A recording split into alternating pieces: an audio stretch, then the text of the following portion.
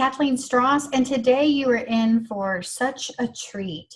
You know, as a holistic therapist and health coach, I'm always interested in health and wellness for people across all ages. Today, our guest is Edward Dittoe, who, interestingly enough, our paths crossed again through social media when I saw this guy come out and starting to tell his story. Each of us has a desire to be healthy. And what happens when that desire and that passion that we have leads us to have to make choices in life? This story today, it is really a story of redemption and overcoming obstacles and having another chance at life. And so I'm just excited that Edward agreed to come back. As I was watching him on Facebook post things about his journey, I said, you know, this is part of holistic health and holistic living, and I want to hear his story and I want to share it with people. So Edward, thanks for coming on today and agreeing to be a part of this story. I appreciate you being here. Certainly, doctor. Thank you very much. Yeah.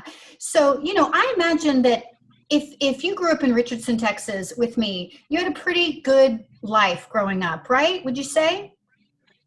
Yeah, life was great. You know, Dad worked for DuPont and Mom actually taught in the Richardson School District.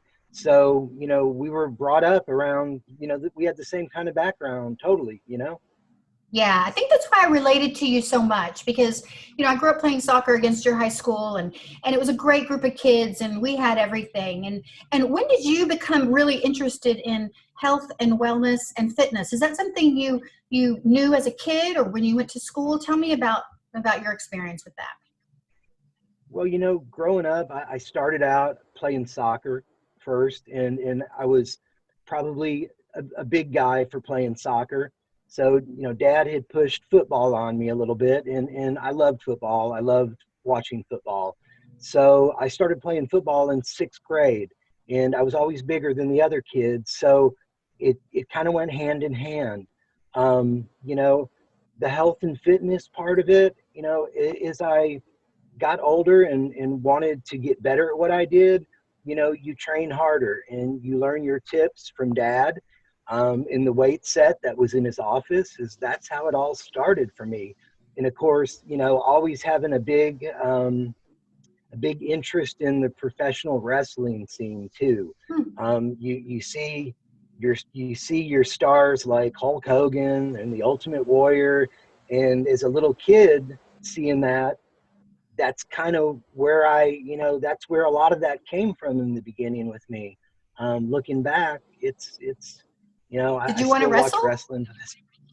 Yeah, I did want to wrestle, and I wrestled for 2 years here in Dallas with Chris Adams. There's a big difference between the wrestling that went on in school and then the wrestling you see, you know, in the professional wrestling scene, because it's, you know, it's fixed, it's planned, it's like a soap opera. It is what it is, and of course that was something that attracted me. You know, was the storyline of Hulk Hogan going after Andre the Giant or whatever it was back then. So that was something that drew me into it. And, you know, I got into it because, and I don't want to get ahead of myself here, but the first company that I started in the nutrition business, we hired Chris Adams to do our commercials for GNC. And so when we brought Chris in and we taped him, you know, I ended up at his Six Flags wrestling school out by 360 and Watson in Arlington. And, you know, after going and hanging out there for a couple weekends, next thing I knew, I was in the ring. So how did you get into sports nutrition or Nutriceuticals or whatever it was? Tell me about that. I read about your history a little bit and about Dittoe Labs. Tell me about your background and your education and what made you decide that you wanted to participate from the nutritional or supplement standpoint. I was just talking about this the other night with my girlfriend, and I said that what had happened with me was I was always into the supplement industry and I was always taking supplements. And I came home from Stephen F. Austin and I started working at Texas Instruments. And while I was at Texas Instruments and training in the TI Fitness Center after, there was a gentleman there that came to me about a multi-level product, and it had the edible cottonseed in it. And the edible cottonseed is the most nutritious vegetable protein next to whey protein. It was something that came out in the 90s. And when I met this gentleman, I thought the cookies that he was selling with the cottonseed tasted really bad. But at that time, Metrex was a big thing, and EAS in the individual envelope serving products. And so over about a 3-year period, I was able to get the exclusive rights to the cottonseed, and the exclusive rights led me to a protein meal replacement product that I did with it. And that's how I got into it. I got into it when I was actually doing something else. And, I've always been very resourceful and driven, and over a series of small goals in harnessing the rights to have this seed, me and 2 partners, we got together and we got some money from Merrill Lynch. One of the guys, Ted, his dad was with Merrill Lynch, and we borrowed some money against the company, and we sold a few shares, and we made a nutrition product through a company here called Ortec Ingredients. So basically, we formulated it and they manufactured it for us. And it Dymatize is the name of the company, and Dymatize is a really big company today. I took a buyout in the company in the late 90s and started in with a series of other companies, but that's how I got started. I think the 80s were sort of the beginning of the vitamin and supplement age. I know that they were. And Yeah, so, maybe it was in particular bodybuilding, or was there a particular section of sports it, enthusiasts who were really ahead of the game in that? yeah, no, it was really the bodybuilding scene. And, my partner at Dymatize, the original, it, it, it was an evolution, excuse me, of 3 or 4 people in it. And one of them, Bill Russell, he played with Tennessee. He was lineman at Tennessee. And so the 2 of us together, we were really intense into the bodybuilding scene and what was going on out there supplement wise. And we were lifting a lot. And, at that time I was at TI, and he had just gotten out of Tennessee. And so once I got the seed, and I came to him in a gym, as a matter of fact, and I said, here, taste this cookie. You're not going to like it, because I didn't either, but there's a golden idea in here. There's a new protein source out. And if we can take this protein source and get it to market, then we're going to have something, because it's different than whey protein. And so we went to a company called Barron Advertising, and Barron Advertising was real interesting. Ray Barron was somebody who did the Red Lobster logo. That was his claim to fame. And he was kind of a 60s leftover guy. I learned a lot from him, and we both did. And he took the initial shell of the product and did some of the marketing and did some of the advertising look for it, but it didn't take off. It didn't take off till we got Ted Casey into the picture, whose tie-in was Merrill Lynch and his dad there.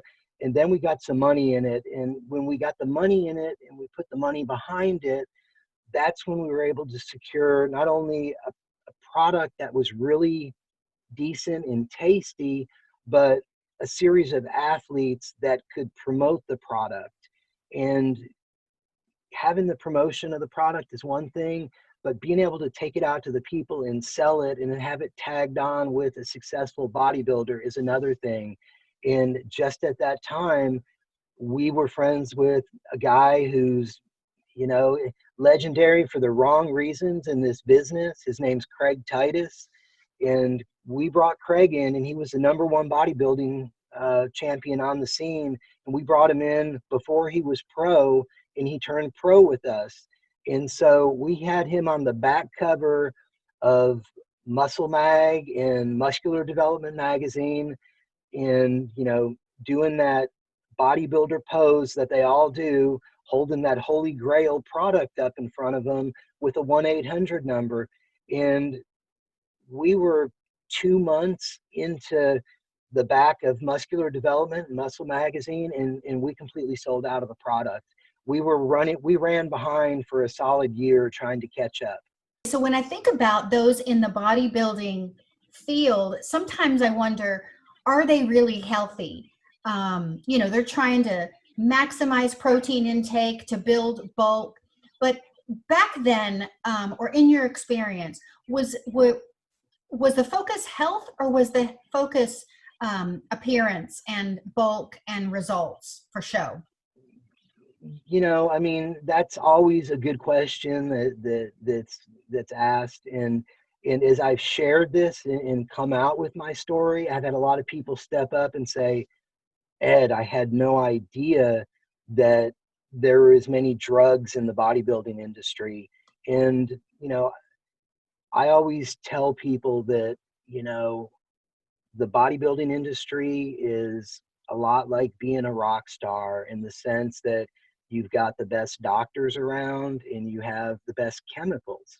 Not always the good chemicals and what's productive, but you don't take a guy that's 5'11" and get him up to 260 pounds with 6% body fat. That's not normal. Our bodies, human evolution hasn't gone that far to create that kind of athlete, no matter how much protein you put into it.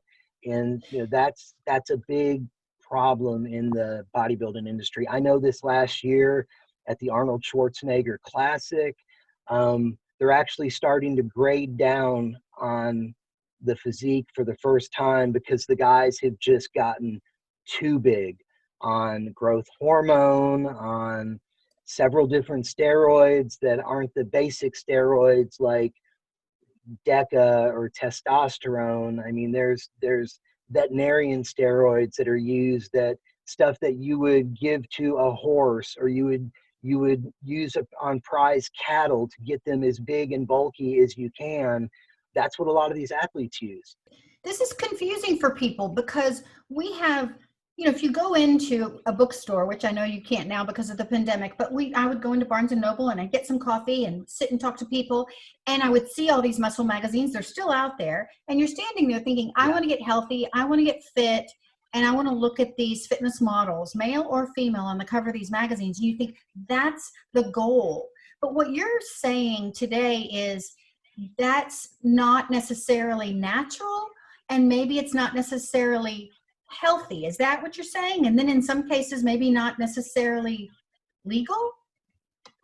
Yeah, well, it's everything you just touched on there.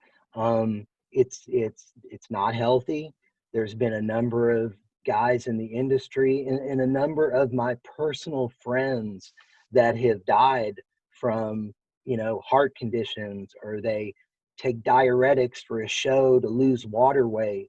And as they lose the water weight, their system completely shuts down. And, that's happened numerous times. There's been a lot of bodybuilders that have passed out on stage. And, looking back, there's always a doctor with an IV bag backstage to, tap into the vein to get the fluids into them, because they've dehydrated themselves so much. It's a dangerous industry. I mean, you have to be with what they call, a guru or a bodybuilding doctor that knows what he's doing, that can take you from a higher body weight to a lower body weight, and at the same time keep the muscles full as he's dropping the water between the skin and the muscle, so you can see all the veins in the striations in the muscle. I mean, that's a really big thing. And what kind of doctors, it's not just, what kind of doctors know how to do that? I mean, I know all kinds of doctors, and I couldn't guess where there is a legitimate doctor in town that knows how to do that. Who are these people? What kind of are they generalists? Are they physiatrists? Are they orthopedic surgeons? Who's doing this? Or is it just random people who are interested and they get in that niche? You nailed it. They're guys that are highly educated, that get into the niche and start building their knowledge on what's out there. And it's not just what's out there now. This goes on back to, you know, Arnold Schwarzenegger in the pumping iron days. I mean, you know, the thing that's happened right now is we've just taken it so many steps further. When you look at Arnold and pumping iron back in the 70s, I mean, that wasn't natural either. I mean, there was nothing about Arnold Schwarzenegger that was natural. That was a lot of steroids, and that was like 1972. But, you know, now, you know, we're in 2020, and I had an athlete say to me 2 weeks ago that, you know, they had to turn down the body size because the guys were just getting so big that, you know, I mean, when you've got legs that are as big as waists, you know, that's crazy. There's a couple guys out there right now that are so big, it's unbelievable. And until you get next to some of these guys and get really, it's hard to understand how big a human can actually get until you see it. Let's get to the part of the story, because I think what we're hinting to here is that there became a point where things that you can provide a unique protein. Protein is everything, build the muscles, but then you're around these people Yes. who really want more. And was there a point that, you know, you knew that there was Arnold Schwarzenegger and the Hulk and the wrestlers, and that there were steroids out there? Was there a time where you felt like either people you were selling to, working with, or friends with wanted more than the nutraceuticals could, or the sports supplementation could provide them? Yeah, definitely. You know, if you remember back in the 90s, the androstenedione thing, that was the legal steroid that came out, and Mark McGuire and Jose Canseco, they all tested positive for it. At Dymatize, at that time, it was a gray area product. So there's always a list of gray area products that aren't illegal yet, but once they do a little homework on them, they will be illegal. And there's a number of pro hormones that are like that are just like taking the actual testosterone hormone itself. And androstenedione was the big one back then, and we made a lot of money off of it. Um, the companies besides us that got into them were really big, but we at Dymatize, we kind of pioneered it. That with the product creatine monohydrate, which, you know, is a cell volumizer, and it as you take more creatine and lift, it actually makes you fill up, makes your muscles expand, and it gives you a better pump, if you will, when you're in the gym. There's a whole bunch of agents out there, agents as in compounds, that are like that. And, you know, Andro was the first. Then Andro was outlawed and it was pulled off all the shelves. And then there was a couple different other Andro formulas that was a similar matrix that we did. And it would last for 6 months and then it would get pulled off.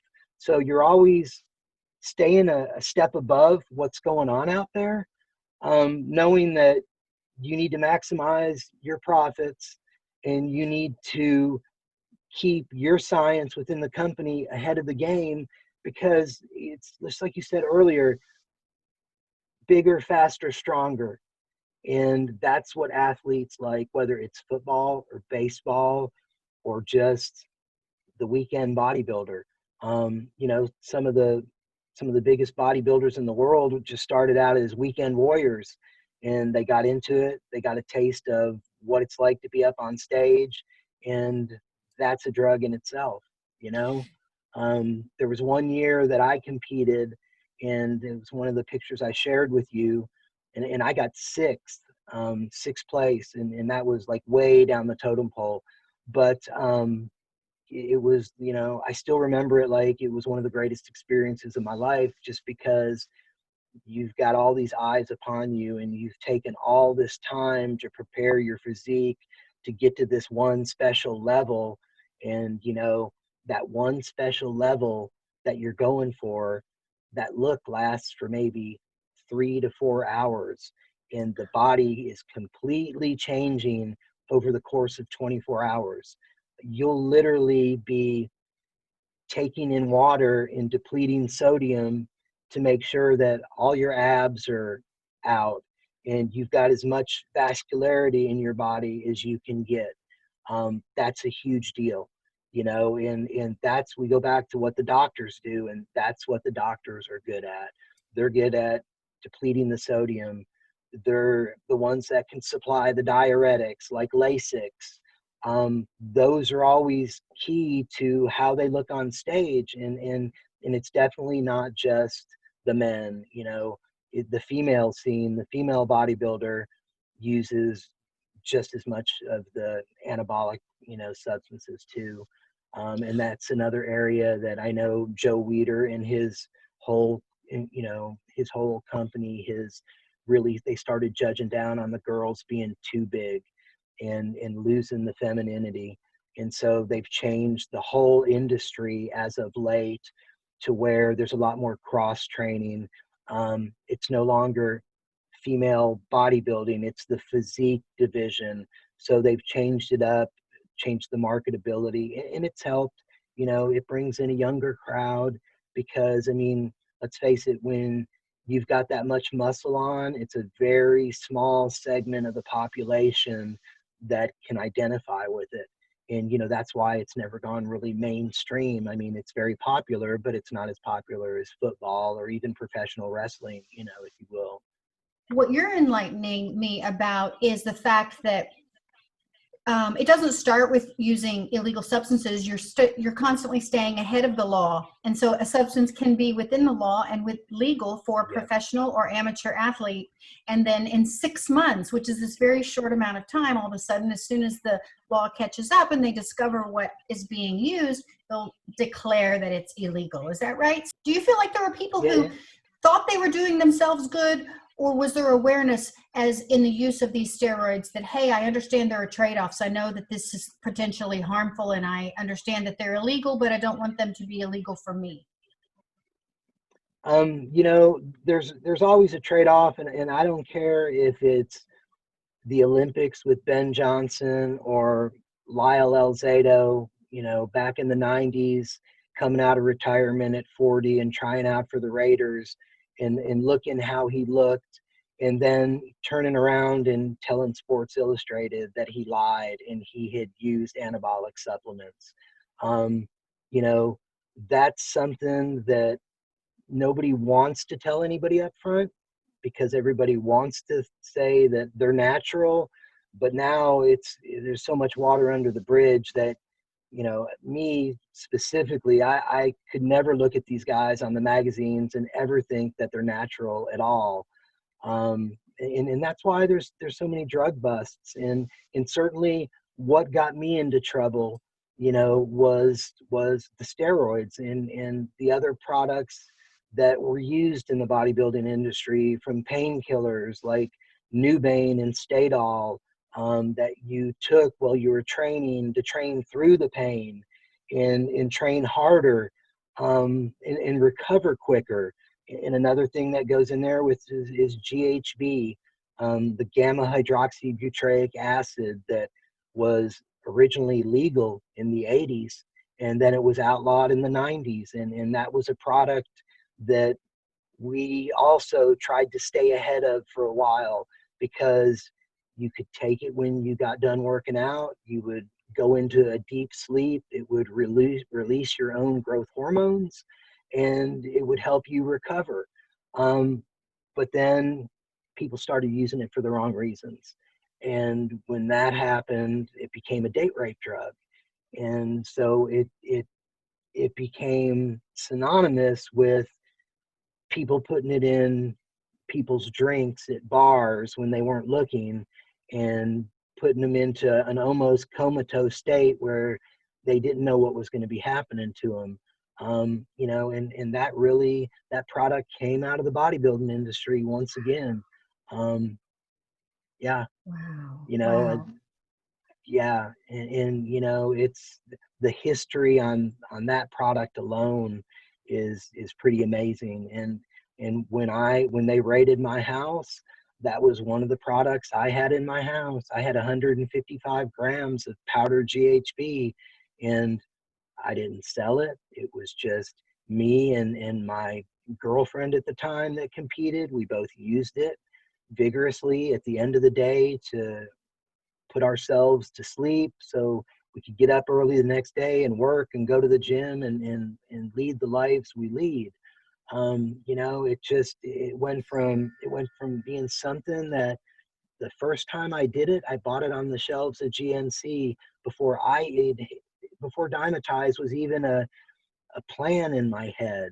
You know, it was a friend of mine who, he went to Texas Tech and he played football there, and he told me about it. So I went in and I bought it at GNC, and I remember him saying to me, don't take more than a cap of this product because you'll pass out.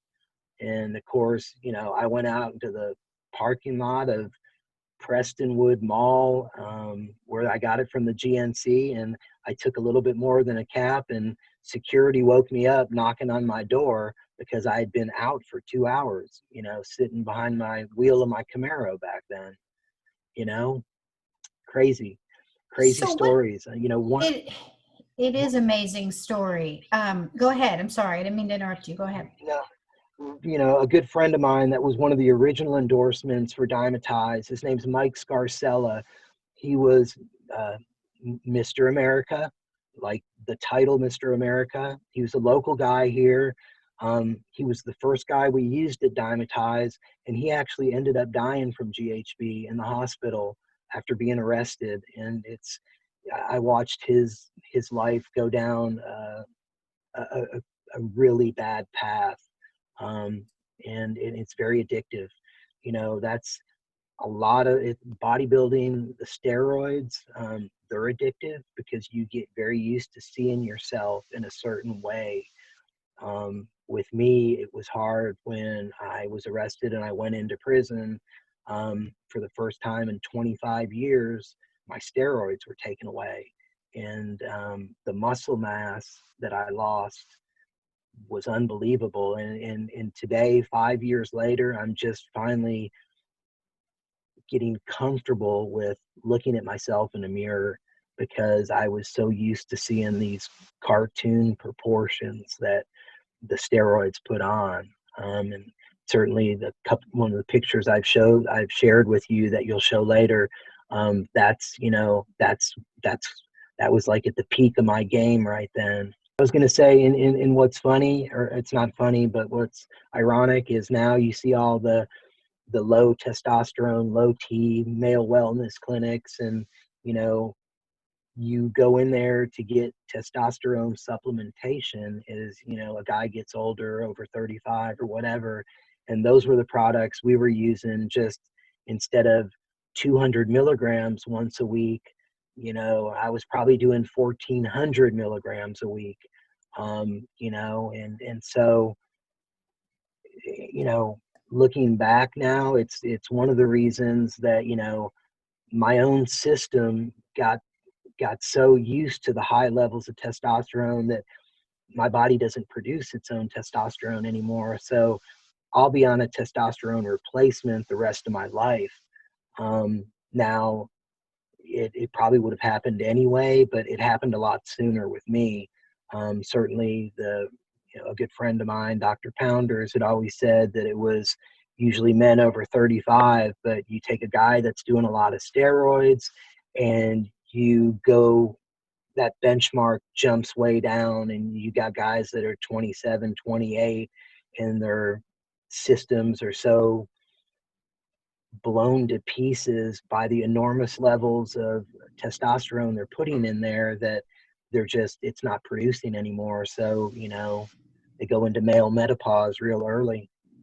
That's a great example. There's your story is prompting so many questions and so many things that can come from this, that we can learn from this story. One is bigger is better, and bigger, faster, stronger. And so you found yourself in this environment where you wanted more, and not only were you helping others with what you were selling and what you had created, but you yourself were caught in it. And so at some point, I'm guessing you said you had products that were evolved to become illegal, and that there was a time that everything changed for you. Tell us about that time and what stopped your trajectory towards getting bigger, winning more medals, and continuing on the road you were. And then, if you will, I want to hear, I'm really intrigued by this idea of suddenly what you were supplementing with, including anabolic steroids, came to a screeching halt. And what did that do to your body? You know, there's a whole lot in there. And with me, and first I want to say that I was never, you know, I did one bodybuilding show, so I can't even put myself in the class of some of these great athletes like Ronnie Coleman or Jay Cutler. That's just, they're a whole different level. It was a hobby for me, excuse me, that I took to the next level because I was selling products to those people. So naturally I wanted to look the part. And each year I learned a little bit more from the athletes that we had working for us. The physique got a little bit better to where finally I said to myself, well, I'm going to do one of these shows too. But I did that one show, and then right after that is when I got into my little wrestling stint with Chris Adams. So I had the wrestling thing, and then I had the bodybuilding before it, but none of that took precedent over trying to make the products and selling the products and running the company. That was always my main thing. The bigger I got, the more weight I lifted. And the more weight I lifted, the more stress it put on my spine and my neck. And I've had 3 spine fusions so far. And the last one was September 19th of last year. And I had my lower 5 vertebrae fused to my pelvis. And that's from, squatting 725 pounds for so many years, and you've got all that weight on your back, and your spine's not aligned perfectly, or maybe your form isn't perfect, or maybe you don't wear a weightlifting belt because you're just not thinking correctly, and you're just you're in the gym throwing too much weight around. And the damage I did to myself from those weights was unbelievable. There's nothing more sobering in your life than having your health taken away. You go from being in the gym every day to all of a sudden having, and literally what the doctor told me, he goes, you're walking around with a broken neck. You have to go in for a neck surgery immediately. And so they went in through the front and they fused the vertebrae in my neck, and I came out with the halo on. And believe it or not, 6 months later, I was back in the gym again and loading weights back up. And I was good for about 4 years. And then my lower back went. And when the lower back went, that was a little bit more of a shock because it took my legs out from under me. I had that surgery, and I came back from that one pretty quick. And mind you that I'm coming back pretty quick because I'm doing a pretty good dose of steroids to get me back in the gym. And, there's one thing that steroids do is they do speed up the healing in the body. And that's a definite. So it kept me back in the gym. The last surgery I had, I wasn't as lucky because they had to go in and clean out all the debris from the 2 surgeries before that. And the doctor told me, had I not had the surgery done, that I probably would not be walking in 5 years. I would be in a wheelchair.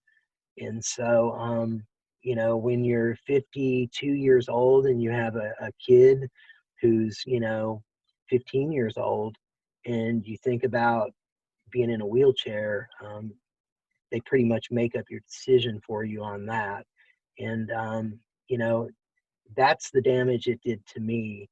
The people always ask me, are you mean on steroids and the whole roid rage thing?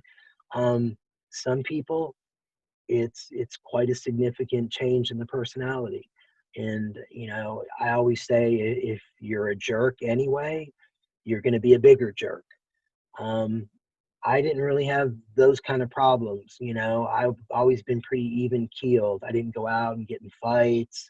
You know, went through 2 marriages.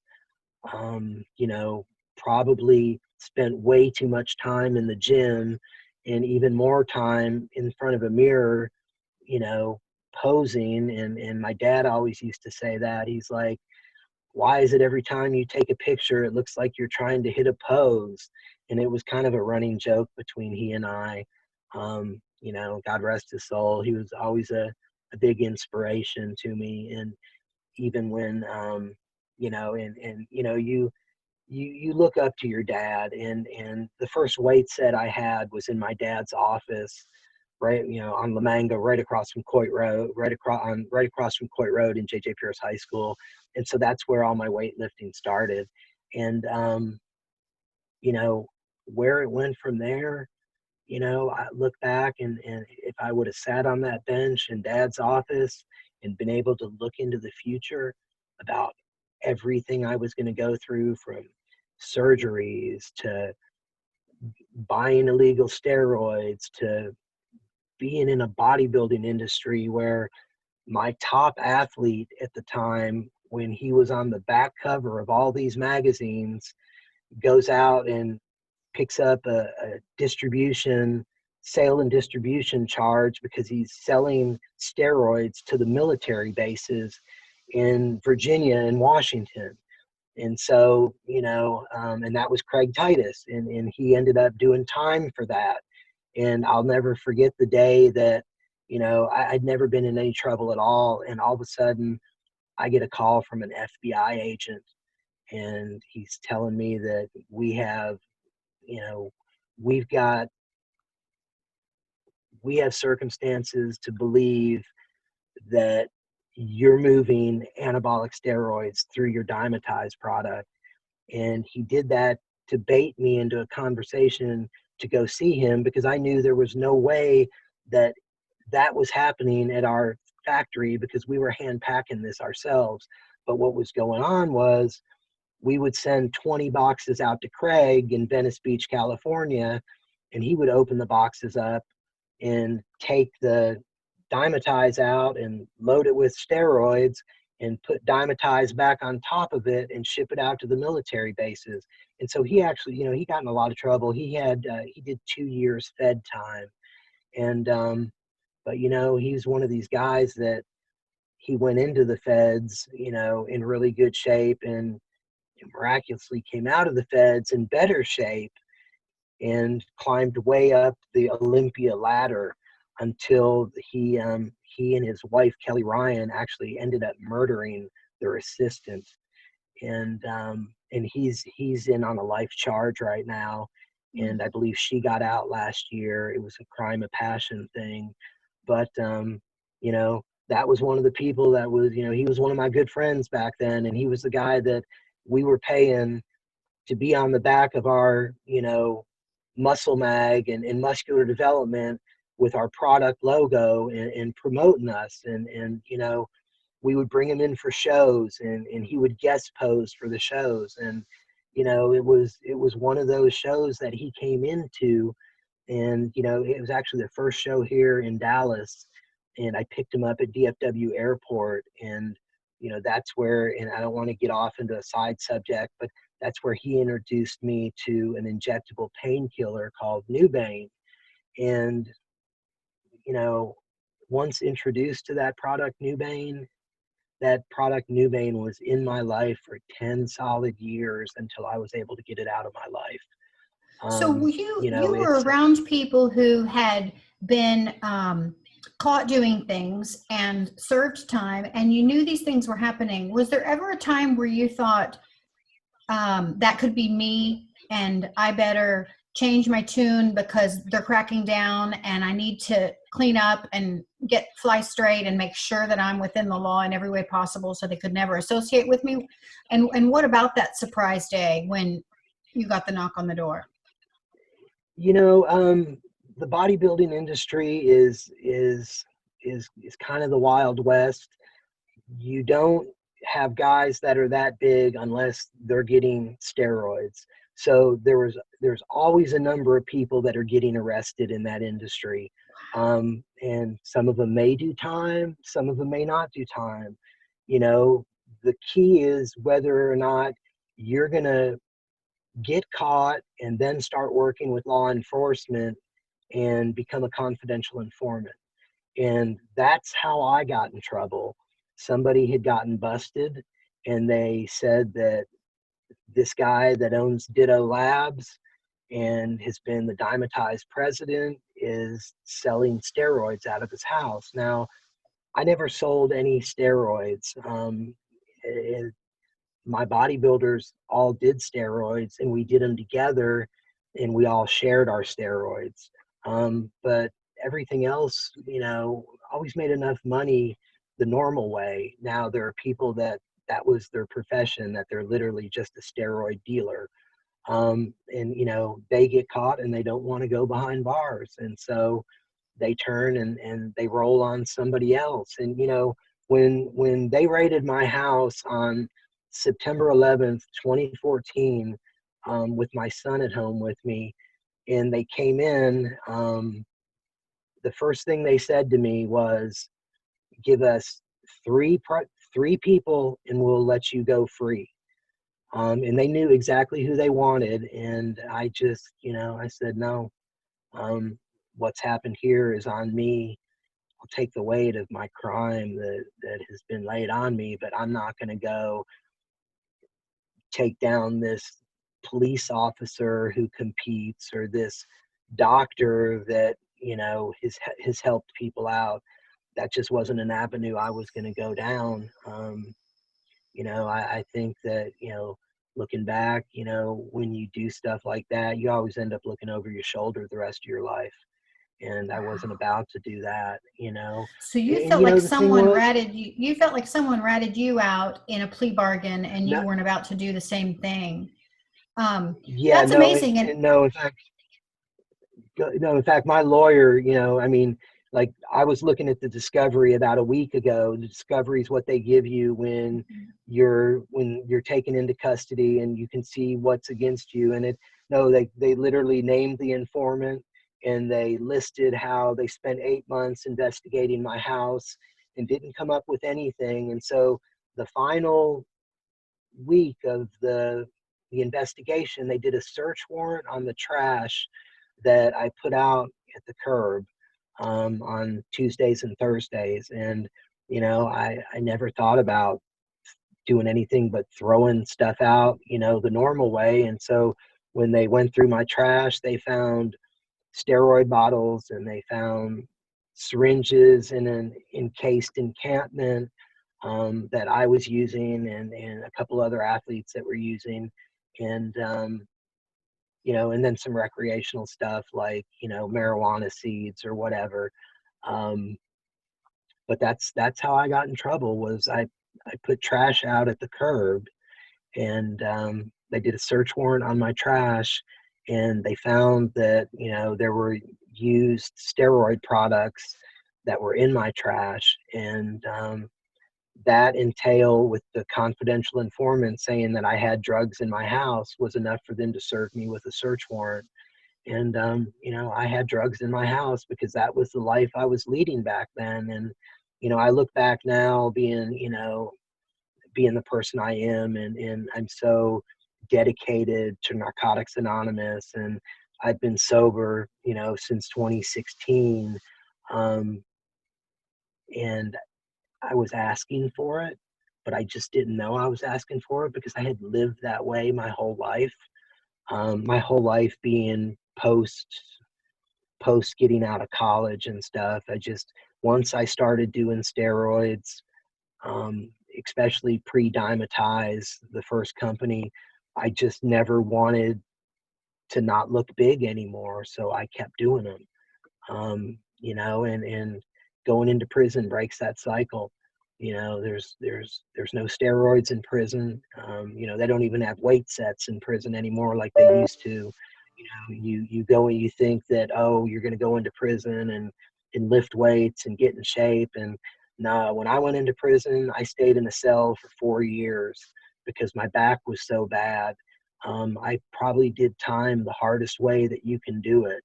If it weren't for my brother and my sister-in-law and the enormous amount of books they sent me, sometimes I think that it really tested the limits of your sanity. For And there sure. was a really dark, got really dark when I went to prison. I got suicidal. I knew I'd lost everything. I hadn't seen my son for a long period of time, who I had raised. And literally I was looking up at the ceiling, trying to figure out where I was going to string my sheets through and hang myself. And it was at that point that God's intervention came in. And a friend of mine that I played high school football with, and he went to SMU, Michael Bowen, he's a reverend now, Reverend Michael Bowen.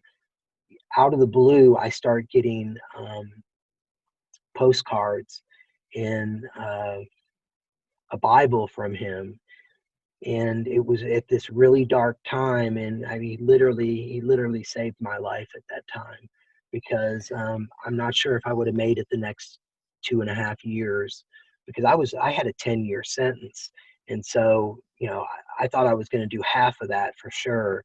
I was lucky and I got out right under 4 years, but I wouldn't have made it that 4 years had it not been for Michael Bowen coming in and giving me the words of God, and making my Savior Jesus Christ so strong in my life. And Michael, he just a quick on him. He was a tailback at SMU, and a great college career. And he ended up getting addicted to crack. And he did 7 years on and off before he finally got clean. And when he got clean, it's because he found Christ. And so he's instrumental in where I am today.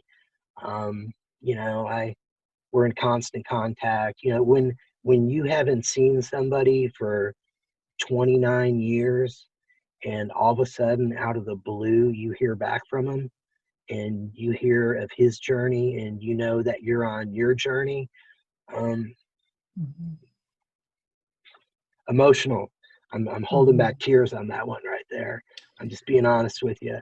Well, because I think what's this is the redemption story. When you feel like my life is over, here I am alone, and I'm when you said I did time the worst way possible, um, I was thinking it's because you did it one day at a time alone in your cell, Yes, and ma'am. perhaps and didn't have any weights or any things to do. And so one day at a time, one page at a time, and it's agonizing. I'm sure there are many others Yeah. doing time who feel that sense of hopelessness and helplessness. But someone reaching out to you from the past and convincing you that you are worth their time is Yes. a love that's magnified to an empty soul that must be there. And so you were worth his time, and you were worth him telling you whatever he had learned on his journey. And what's beautiful about redemption stories is that now your journey and your story will scoop down and reach somebody else.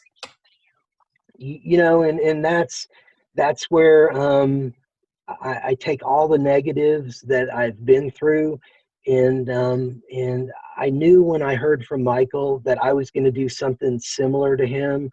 I didn't know what lengths it would be. I just knew that I was going to use what I had gone through in my journey to help out.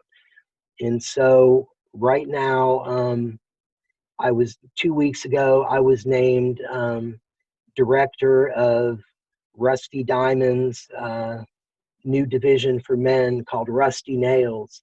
And it's my mentor is Nicole Hutchinson, and she did some time for DWI manslaughter and got out and started this Rusty Diamonds. And Rusty Diamonds is a peer-to-peer support for people behind bars, and in ministering to them, and even in supporting them with money and things they need, and books in there, in guiding them through prison, and bringing them out, and making sure that they've got a safe place to go when they get out.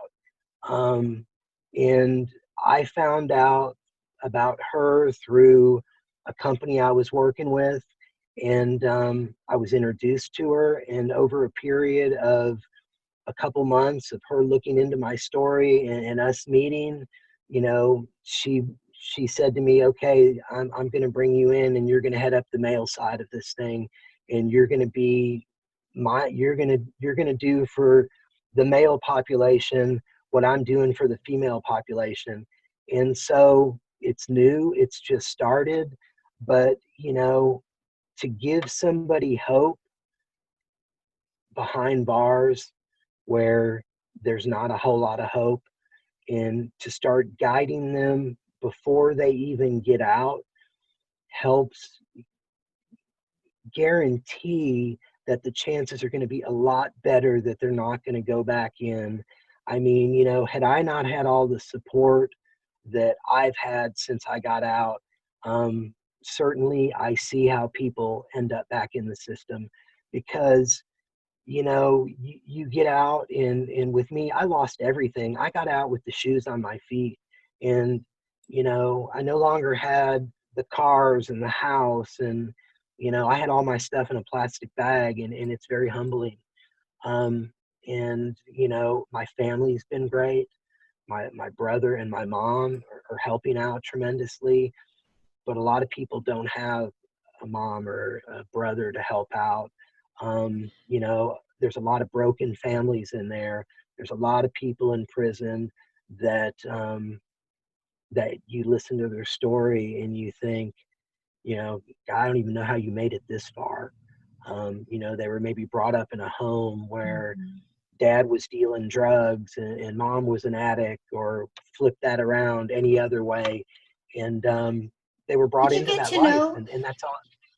Did you get to know a lot of people personally when you were in, or did you keep to yourself, like you're saying? Or did you get to know people intimately that you I, were able to say, these are the needs that I have when I was there, but I also know the needs of these other people because they really shared their heart and their vulnerabilities with me while you were there? let me tell you, you get in a situation like that, and you're gonna know people. It's whether or not you're gonna get involved with the gangs and the prison structure and stuff, and that's something that I was not a part of. But certainly, you know, I was doing training regimens and diets for people behind bars that were trying to get in shape. So I made, you know, I made some relationships in there that have lasted to this day. Um, Other people that got out, and they want to do the right thing. And then some people get out and they tag you on Facebook, and you just have to wish them the best, and hope that they're going to eventually find the lost prayer in that stormy day, that they need to find. Because a lot of people don't find that, and that's why 75% of the people that come out of prison go right back in. You've got to find ways to better yourself, whether it's, you know, through education or reading, or you know, some people do go in and they get in a work program and they get out with a trade. You know, I didn't have enough time on my thing to do that, and you know, I tried to get into stuff because I went in with a messed up back that kind of helped, that held me back from being able to do too much work, because they thought that if I got hurt more, then they were going to have to pay for a surgery, which is, you know, something, being in 4 years, they should have done it anyway. And, you know, you would, one thing that's really big with me, the first thing I did when I got out was I started working with TexasJailProjects.org to change things behind bars for, you know, the people that are left behind, that are good people. Maybe they got a bad sentence, and they're going to do a number of years for something that, maybe they didn't deserve. Or maybe it's the fact that the Texas prison systems don't have any air condition. And, you get these Texas summers and it's 106 out, and it's 118 in the shade in those steel bunks that we live in. And, I had heat stroke a couple of times in there at every unit I was at. And there's a number of deaths every year in the Texas prison system from heat related deaths. Certainly that, I think that if you're property of the state, I think the state should take care of you, at least in humane conditions. And I think that having air condition in the Texas prison systems is probably something that should have happened a long time ago. For me, the thing that I go after is the medical care. My experience was they put everybody on a lot of psych medications, and I was turned into a zombie for a while. I had a lot of pain issues, so they put me on 800 milligrams of ibuprofen 4 times a day, which took a toll on my internal system. And they had me on lithium and Effexor and Zoloft all together. And you're a zombie. Once I got out, it took me a while just to get all that medication out of my system. It was brutal. There were some days that I literally slept 22 hours out of 24 hours in a day. You got up to eat and go to the bathroom, and that was it. And there's a lot of people in prison like that. There's a lot of people in prison that, they spend all their money buying other people's medications because they just want to sleep their time away.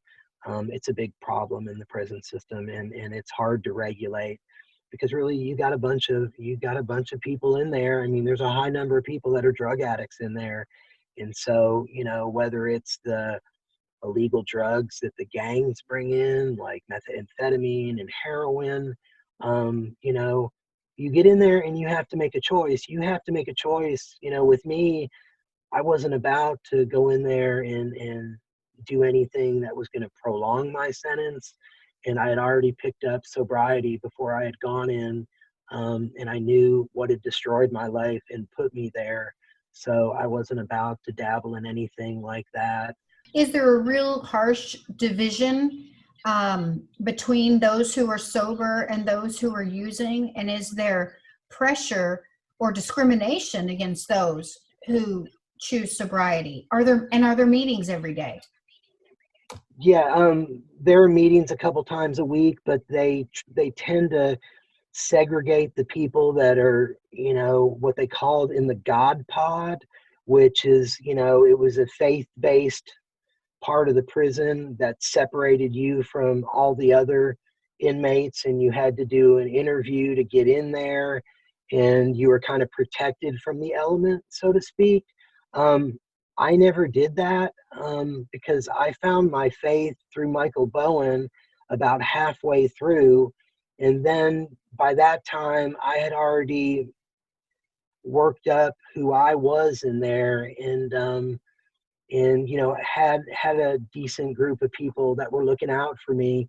When I got into prison, even though I'd wrestled and played football and done a lot of things, I'd certainly never been on the wrong side of a fight, let's put it that way.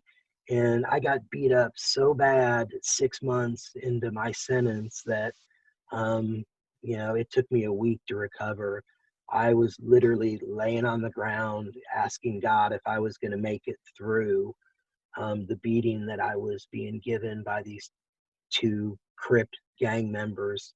And I went in, and I wasn't a part of, the Aryan Brotherhood or the Woods or any of the white gang deals. So I was what was called solo in there. And when you're solo and you don't have protection from the people around you, it can get really bad. And for me, it got really bad.